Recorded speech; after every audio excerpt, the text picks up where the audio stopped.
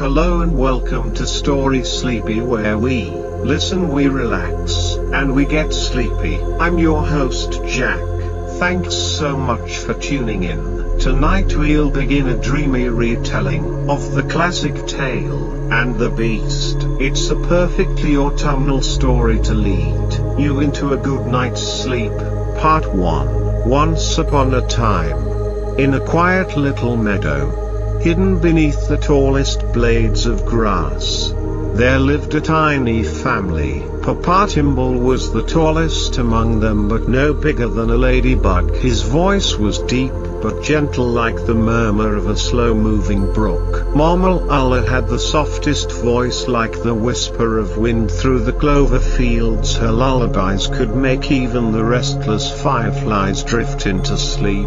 Little Pip was full of wonder and questions. His tiny feet barely made a sound as he ran through the grass chasing after floating dandelion seeds. And baby Fen, the smallest of them all, slept peacefully in a cradle woven from petals and lined with the softest down. Their home was nestled beneath a great bluebell flower, its petals curved overhead like a roof, shading them from the sun and rain. Their beds were made of soft moss, their chairs carved from smooth pebbles. Their table was a sturdy acorn cap where they shared warm honey and seed bread each evening. One night, as the moon cast a silver glow over the meadow, Mama held baby Fen close and whispered in her soothing voice, "Sleep, little one, let the stars guide your dreams, let the wind carry your worries away, let the night keep you safe until morning comes." Pip curled up beside his baby brother, his tiny hand resting on the soft leaf blanket. He listened to the quiet sounds of the night, the chirping of crickets, the distant hoot of an owl, the gentle rustling of the wind through the grass. Papa TienBo sat nearby, watching over them with kind eyes. His voice was low and steady as he spoke. "Tomorrow we will follow the drifting dandelion seeds. Perhaps they will take us somewhere new, somewhere we have never been before." Pip yawned, his eyelids growing heavy. "Tell me more, Papa, where do the dandelion seeds go?" "They go where the wind carries them, sometimes to the far side of the meadow, sometimes to the edge of the great oak tree, and sometimes—" Papa TienBo's voice grew softer as he leaned closer. "They travel beyond the hills, beyond the streams, beyond even the tallest blades of grass." "Beyond the tallest grass," Pip murmured, his voice barely above a whisper. "Yes, beyond the tallest grass, where the sky meets the earth and the stars seem close enough to touch." Mama hummed a soft melody, rocking baby Fen gently in her arms, her voice wrapped around them like a warm blanket. "Sleep now, my little ones, tomorrow is a new adventure, but first you must dream."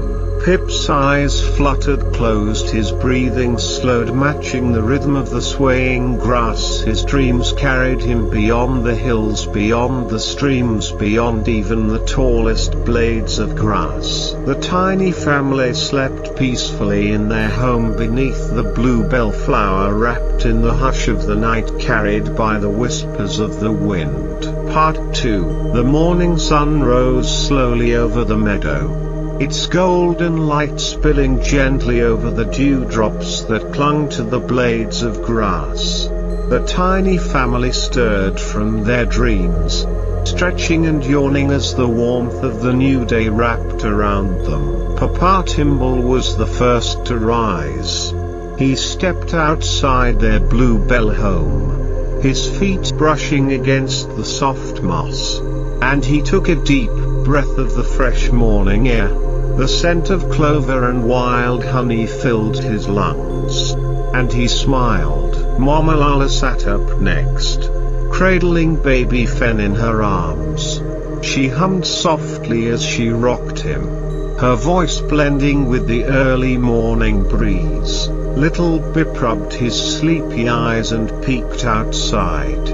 He saw a dandelion seed floating gently past their home, spinning and twirling in the air. Papa TienBo Pip whispered, "Where do dandelion seeds go after they leave the meadow?" "They travel far and wide, carried by the wind to places unknown." Papa TienBo's voice was calm and steady. "Sometimes they land in a quiet grove, sometimes near a babbling brook, and sometimes they drift all the way to the great oak tree at the edge of the world." Pip's eyes grew wide. The great oak tree, he had heard stories about it, but he had never seen it. "Yes," Papa TienBo nodded, his voice gentle but full of mystery. "The great oak stands tall and strong, its roots run deep and its branches reach for the sky. It is older than the meadow, older than the hills, older than even the whispering wind." Pip's heart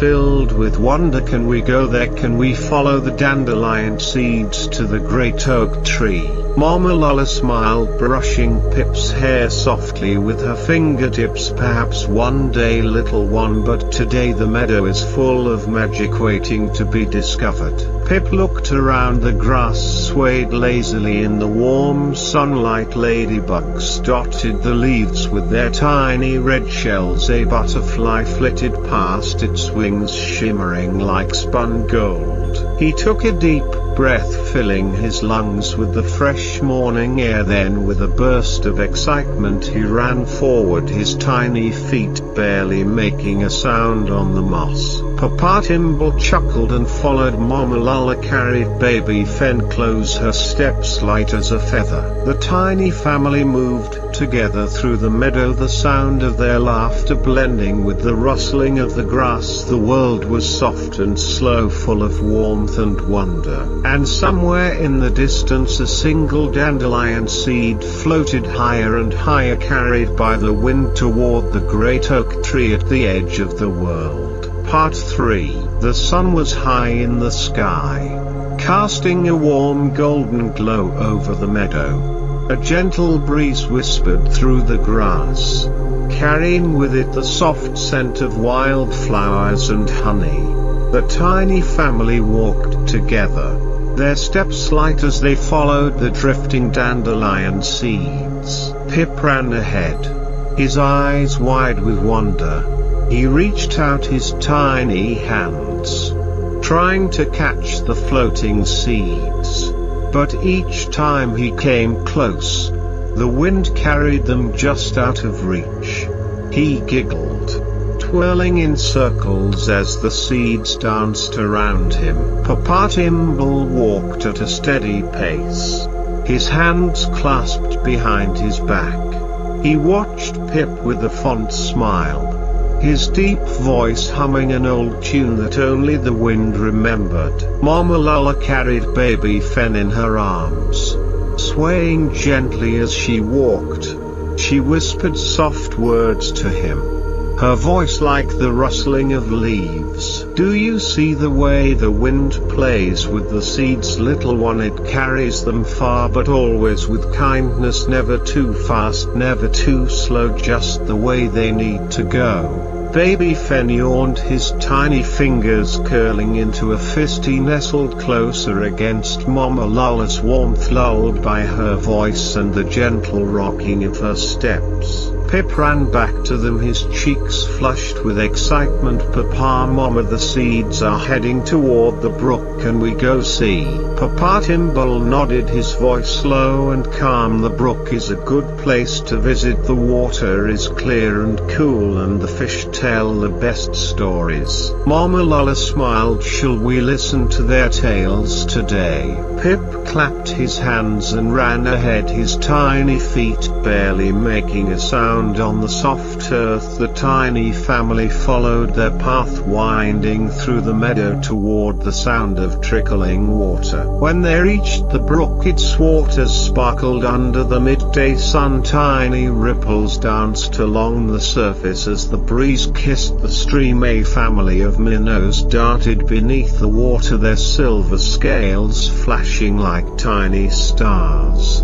Papa TienBo knelt by the water, running his fingers through the cool current. The brook always has stories to share if we listen closely. Pip crouched beside him, tilting his head. The water murmured as it flowed over smooth pebbles, carrying with it whispers of the faraway places it had seen.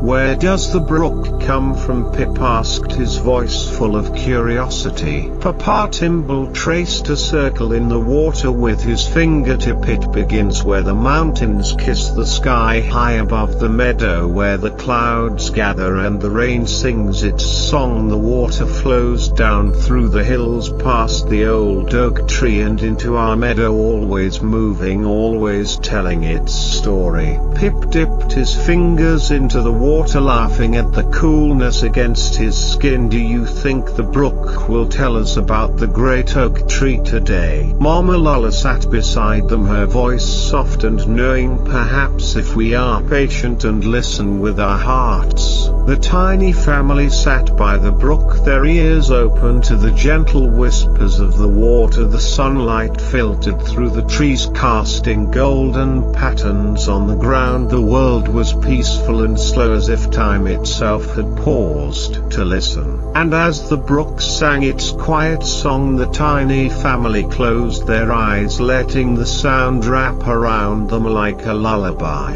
The wind sighed through the meadow, the leaves rustled in reply, the dandelion seeds floated on, carried ever onward toward the great oak tree at the edge of the world. Part 4. The afternoon stretched lazily across the meadow, the warmth of the sun wrapping everything in a golden embrace. The tiny family rested by the brook, their breaths slow and steady as the world hummed a soft melody around them. Pip lay on his back, watching the clouds drift by. Each one was a different shape: a rabbit, a feather, a tiny boat sailing across the endless sky. Papa TienBo's voice was gentle as he spoke. "The sky tells stories just as the brook does if we take the time to see." Pip pointed at a cloud shaped like a great tree with branches stretching high. "That one looks like the oak tree at the edge of the world."